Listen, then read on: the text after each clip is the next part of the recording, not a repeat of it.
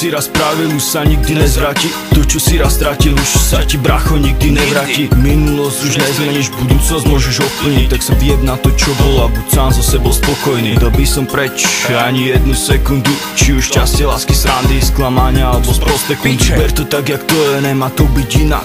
Zmenil by si hodinu, si úplne inde synak. V živote každého z nás nastane chvíľa, keď stojí pred voľbou, keď si treba vybrať. Každý z nás je strojcom toho svojho osudu. Treba sa len rozhodnúť, kam nás naše kroky povedú. A keď to už raz spravíš, keď sa nejako rozhodneš, veď že cesty naspäť nie, tak nech to neolutuješ.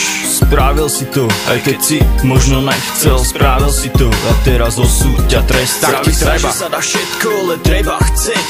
Tak nech mi niekto povie, ako vrátim čas späť. Minulosť sa nedá zmeniť, s tým sa treba zmieriť. Preto dennodenne blúdim spomienkami. Preto rozhodol som sa na Boha neobracať. A k svojej minulosti sa už nechcem vracať. Možno je to správna cesta, možno je to hriech, ale niekedy večer počujem diablo smiech. Minulosť už nezmeníš, čas nemôžeš vrátiť naspäť. Preto sa starám o to, aby som neskončil na dne. Zhodil som zo seba všetky intrigy z minulosti. Asi tým sa trochu odlišujem od spoločnosti. Nechcem sa zbaviť minulosti, to by bola veľká chyba. Spravil som veci, ktoré ma môžu motivovať. Pravda je v minulosti, v budúcnosti je nádej. Preto zachovávam spomienky na všetky časy staré, všetky vzťahy staré, ktoré som dojebal. Mal som v piči, čo bude ďalej.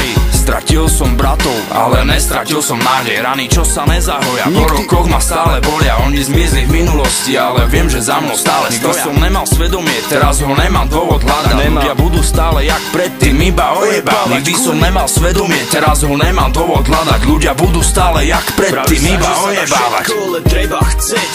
Tak nech mi niekto povie, ako vrátim čas späť. Minulosť sa nedá zmeniť, s tým sa treba zmieriť. Preto dennodenne blúdim spomienkami. Preto rozhodol som sa na Boha neobracať. A k svojej minulosti sa už nechcem vracať. Možno je to správna cesta, možno je to hriech, ale niekedy večer počujem diablo smiech.